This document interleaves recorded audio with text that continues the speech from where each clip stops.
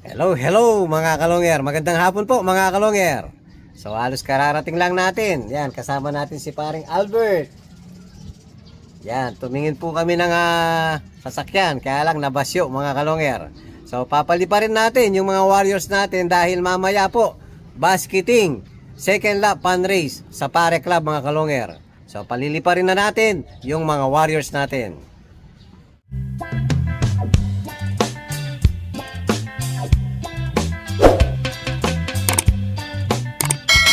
Hello, hello mga kalongger. Ayan po. Mahangin pa rin dito. Time check 4:30 PM. Oh, release na, release. Lipat!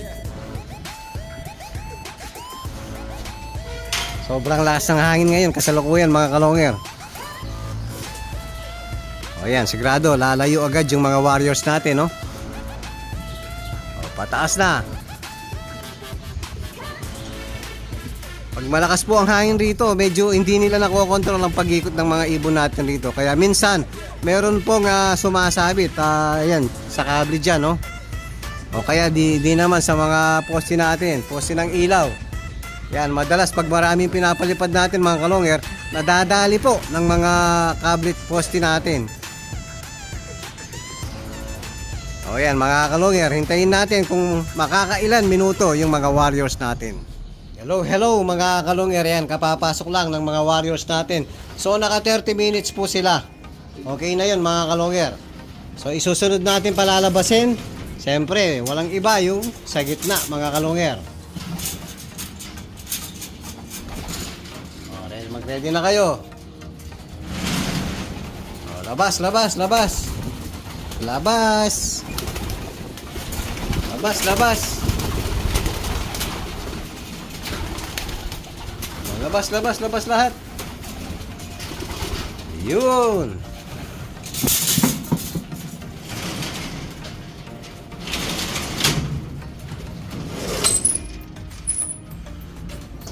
Oh, labo-labo. Oh, yan. Grupo na mga kalongger. Konting-konti na lang.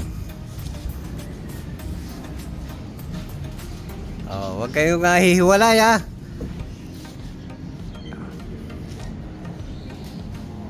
Oh, time check po, 5 PM na. At yung isa umihiwalay oh. Ito, magpares yan, hihiwalay na yan. Ayun oh.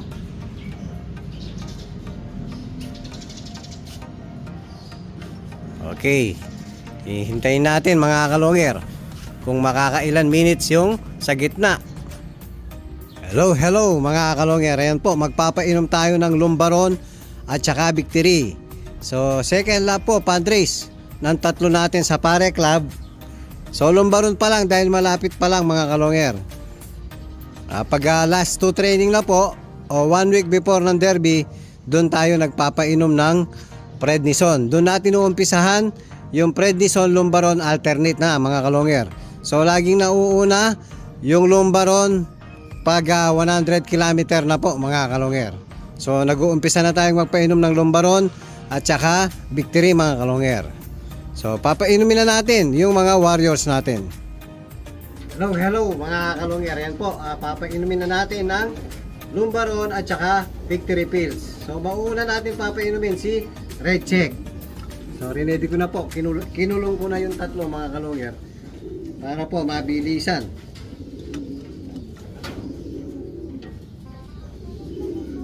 Yan, napainom na natin si Red Check. So ang susunod si Tiny mga kalongger. Yan, nakakulong na po, nakaredy na sila. Yan, maganda naman yung katawan ni Tiny eh. Kaya lang ang problema nga natin, yung dalawa natin mga kalongger, nagmomold.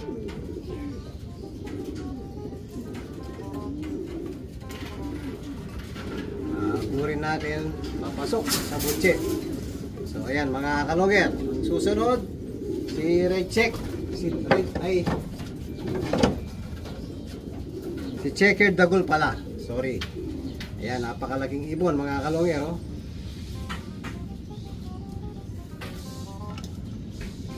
Palaki ng palaki ang ibon natin to. Inom ka na ng lumbaron.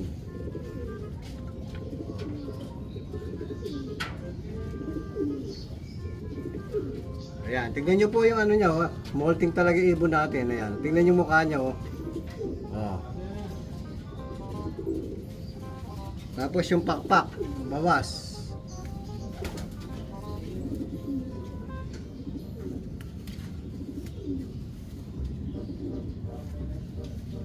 So, uwi kayo, ha. Sana mag-clock kayo. Hindi bababa ng 1,000 ang speed. Para may chance tayo. Every time na magka-clock tayo, every week, magbababa ng 1,000 plus, ha. So, yan. Papakainin na po natin yung mga warriors natin. Yan, harap ka doon.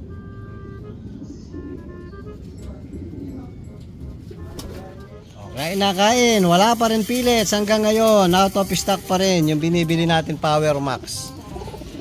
So, pagtsagaan nyo, mix seeds na lang muna. Halos halos isang linggo na silang di nakakakain ng pellets. Sana wag manibago yung ibon natin. 2, 4, 6, 8, 10, 12, yan, kompleto. So nakasakay si Ukos. So si Ukos po, last lap bukas ng Santa Ana. Ay hindi pala, Claveria pala mga kalongyer. Sana makapag-clock tayo kasi tuwing darating si Ukos, after cut-off po. Ayan, 3 beses na niyang ginawa, after cut-off dumarating. Yun sana nga, before cut-off na bukas mga kalongyer. Kahit 700 lang. Kahit patibayan lang po mga kalongyer. Ayan, kain. Hello mga kalongyer. Ayan, plain water lang po. Sa hapon, plain water lang tayo.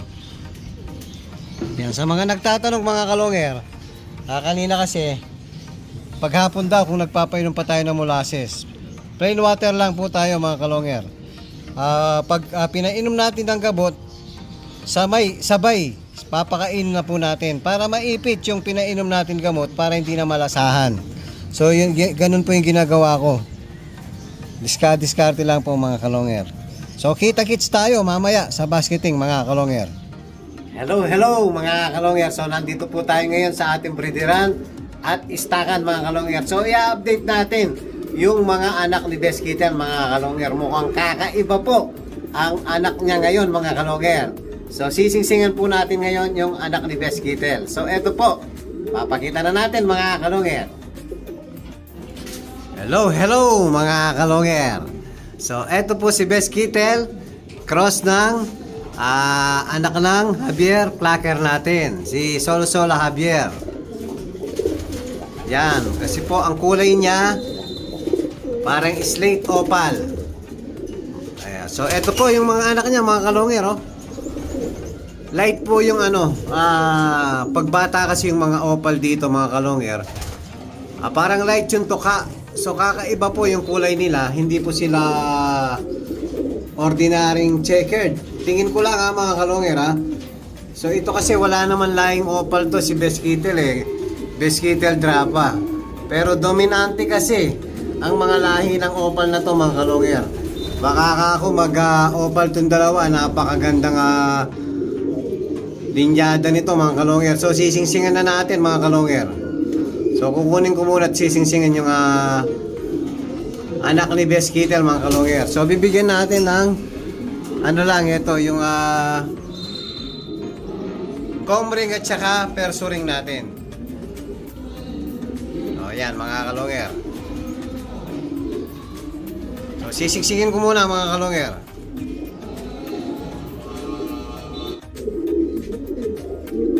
So eto na po yung anak ni Best Kitten at saka ni Slate Opal Solsola, anak ni Javier Clacker. Sisingsingan na natin mga kalongyer. Yan, sakto lang oh. Kahit hindi tayo gumamit ng panungkit, pwede po. Yung perso natin. Ayan, Longyear TV, Ben Season, mga kalongyer.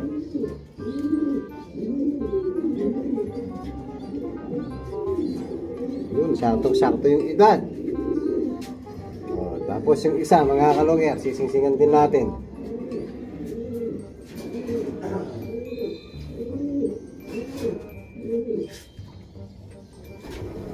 Ito po yung isa. Mukhang parehas ang itsura nila, mga kalongger. Oh. Sana mag-slate opal kagaya ng tatay.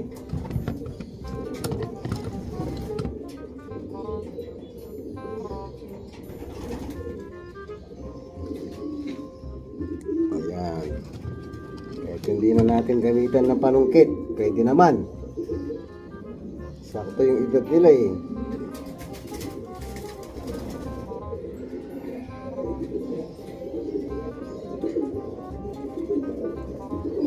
Ayan mga kalongger, nasingsingan na natin. Pagka medyo lumaki-laki na to mga kalongger, ipapaampun ko na lang, isasali ko dun sa anak ng Reggie Cruz natin. So isa lang po kasing anak nun. Gagawin natin 3 mga kalongger para umitlog uli si Best Kittel mga kalongger. So ibabalik na po natin yung anak ni Best Kittel Drapa. Yan, cross slate opal.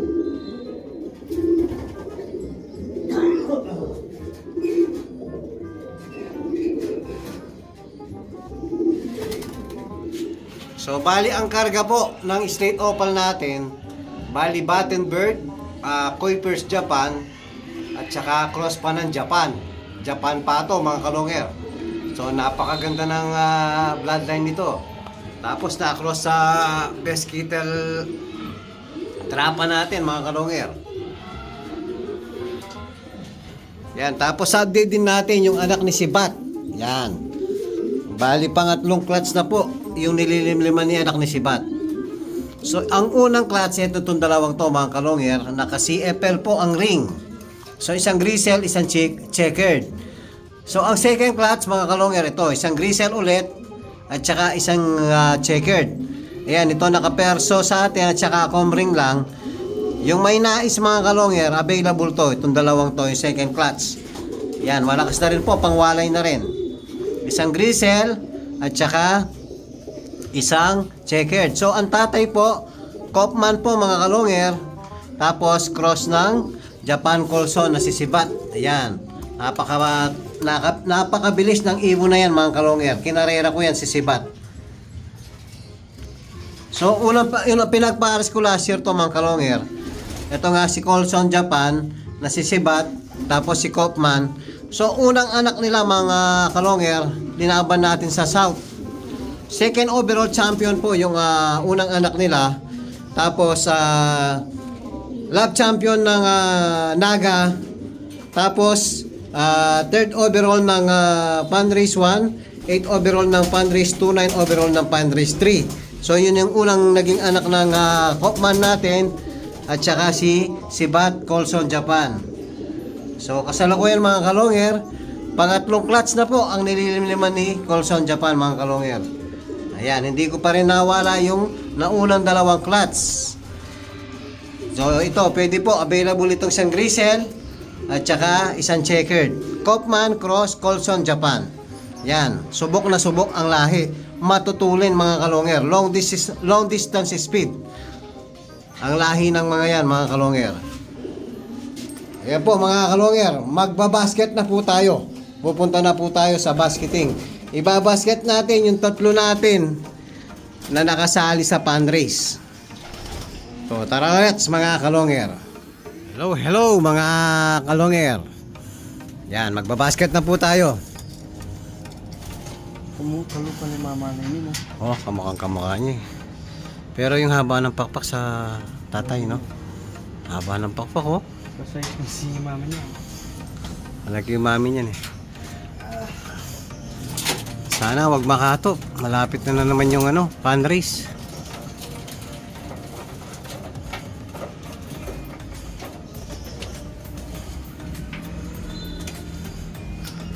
Puso review ata yung hagisan bukas. Ano na yun, eh? Oo, sana wag makatop. Pag malapit, agrabyado tayo, eh. Nakakatop ibon natin sa malapit.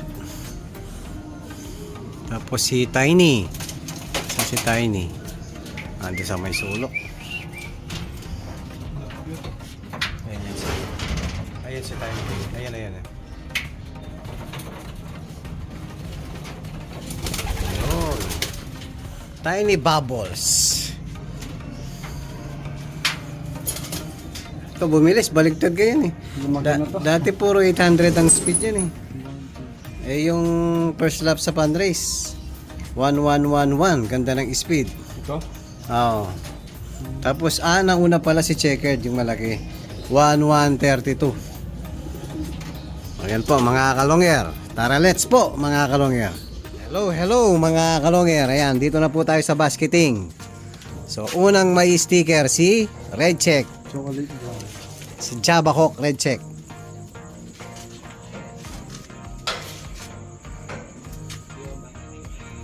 What to do? Yan, second lap ng fundrace 1. Pakalak mo baka wala tayong ikaklak. Ganyan kayo po. Mga 30 seconds. Dahil niya bukol. Yan. Balik yan din. Pangalawa si Tiny. Tiny Bubbles. May W. Wow, may tabayapin.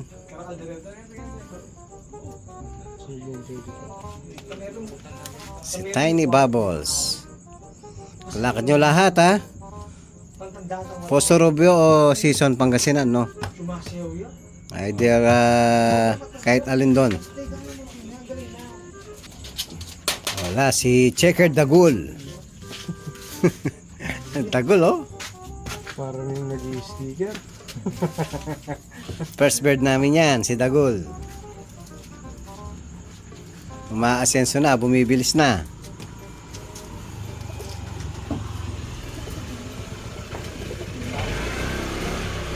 Ayan po mga kalongyer. Tapos may fundrace tayo, no? Second fundrace, no? So i-fundrace mo lahat yung tatlo.